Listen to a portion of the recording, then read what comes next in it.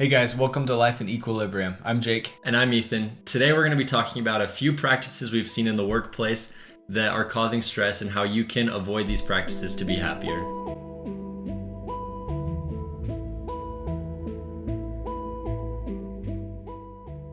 Hey guys, so one thing that we've been thinking about is workplace morale. Yeah. And that's a big problem for a lot of people.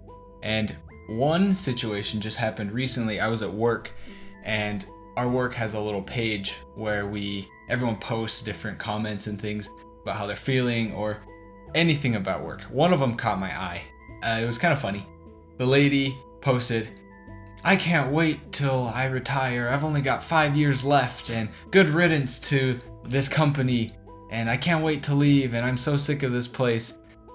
And I just thought, you can leave. There's really, Yeah. there's a couple financial things holding it, but there are ways to get around this. And I just thought, wow, that is so many people. It happens in my department. Now, I don't know if it happens in your department. Yeah. I recently also was reading a story, and the story, it takes place a long time ago. And basically there's an old man in a village, and what he does is people come to him and they complain about their problems. He solves their problems. A group of 3 people come to him and they start complaining about their problem, and he goes, "Okay, that's great." And then he tells them a joke, and they laugh so hard and they think it's so funny and they're just busting up laughing.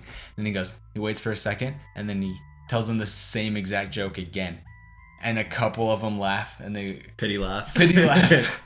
and then they die down, and he tells the same joke again, and none of them laugh, and they all sit there staring at him. And he goes, "If you can't laugh about the same thing over and over, why are you complaining about the same problem over and over?" And I guess first with my question with any person that's complaining about their workplace is, why are you letting your workplace make you so unhappy? No one's holding you to it. You can leave. And with complaining, why are we complaining? Complaining just hurts us. It hurts us, it hurts other people, and it really does nothing for you. It just brings negativity all around, makes you unhappy, adds stresses, but it doesn't help you get anything done, doesn't help you be happier. And I think that's the biggest practice, that if we can get rid of complaining, we're happy. And it's a simple thing that I personally can say, I'm going to stop complaining, and I can do it, and that's 100% up to me. Yeah. So we've got a couple stories that we've thought of and experienced ourselves, and we hope to use those stories to illustrate a couple points to eliminate the workplace toxicity and to help us be happy people in the workplace. Because when we're happy, we come home happy, our families are happier, we're also more productive, and we can end up making more money that way. Exactly. That's why a lot of people go to work. Exactly. And the biggest thing we've noticed is it starts with you. It starts with me, it starts with you. Yeah. We can control it. So another story we'd like to talk about is a family moves into a new neighborhood, and they go up to their neighbors and they say, "Hey, we just moved in. How is the neighborhood? How are the people? How are my neighbors going to be?" And the neighbor looks at them and says, "Well, how was your last neighborhood?" And they say, "Well, they were just the worst. No one helped me move. No one brought me anything. No one did anything for us. They didn't care at all." And the neighbor looks at them and says, "You're going to find this neighborhood to be the same way. People are a little bit rude here." A different family moves into the neighborhood, and they go to their neighbor and they say, "We just moved here. How are the neighbors? How do they treat us? What's it like?" And the neighbor says, "How was your other neighborhood? How did people treat you?" And they say, "Oh, they were just the best. They helped us move. They always brought us cookies. They came caroling at Christmas time." And the neighbor said, "You're going to find this neighborhood to be the exact same way. Same neighborhood, different outlook." So however we view the people, or however we thought the other people were, it's kind of that we're going to portray the same characteristics to other people we work with, our other neighbors. Yeah, totally. Another story I had, my dad told me, there was a workplace, a corporation where they were having some problems with certain employees, and they wanted to figure out, they felt like there was a drug problem. And so they hired an undercover person. I don't know if it was a policeman or what, but they hired this person, and the person came to the company as a new hire, and they dressed a certain way, they talked a certain way, and before the day was done, they were invited to a party where they had all the drugs. They found the people that fast. They were just because of the way they talked, the way they dressed, just their demeanor about them, and they just attracted those same kind of people.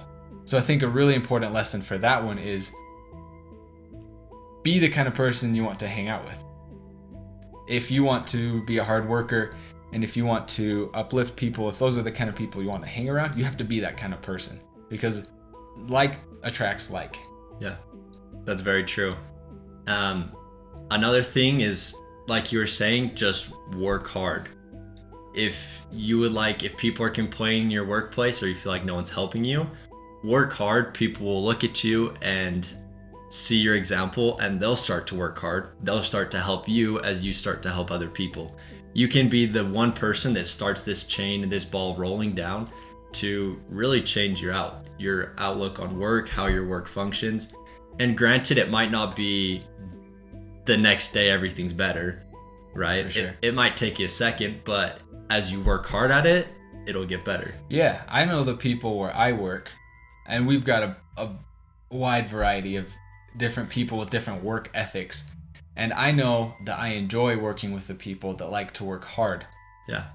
I just enjoy it, and it makes me want to work harder as well. They say, hey, let me do this one thing for you. Let me help out a little bit. And then before long, I want to go help out, and I'm helping them out a little bit. And it's tricky when you're doing it with the people that don't help out, but you have to. Yeah. It starts with you. You have to be a fixer. You have to work a little bit day by day, and before long, these people realize that they like working with you. And maybe initially it's because they like that you do all the work for them, but eventually, you know what, they're gonna change, and they're gonna be happy. They're gonna want to work with you, and it's gonna make the whole workplace, because it's the chain reaction.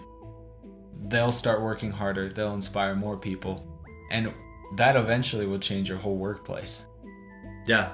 And so these few stories, these illustrations are simple things that we can do. We can stop complaining, first of all. Starting with us, we can change how we view other people, and if we're complaining, and we can associate ourselves and be with the people that are working hard and making us feel good. Be with the positive people, we're going to be more positive. And something our mom always taught us is that working hard feels good. You're never happy if you are being lazy. And if we work hard at work, we're going to be more positive. There's not going to be stress, and we'll find less to complain about. Being lazy is attractive, though. It's nice to go to work and then play on your phone. That is very attractive. But that laziness is very toxic in the workplace. And so it's really important. Yeah, work hard, because when you come home, you feel good about yourself. You're like, I accomplished something. And that's what mom taught us is you go, you weed the garden, you weed the flower beds, and then you're able to step back, look at it, and you go, dang, that looks good. You have pride. You have some pride in your work. And so that's one thing we really want to drive home. Guys, stop complaining. Be the change. Be the kind of person you want to hang out with. And work hard, because it feels good. Exactly. We hope you like these few tips. Subscribe and hit the notification button to keep seeing more videos like this with more tips that you can easily put into practice to help you feel happier in work, with your finances, and in every aspect of life to have a balance. Yeah, try it out for a week. Let us know. Send us an email or post in the comments. Thanks, guys, for watching. See ya.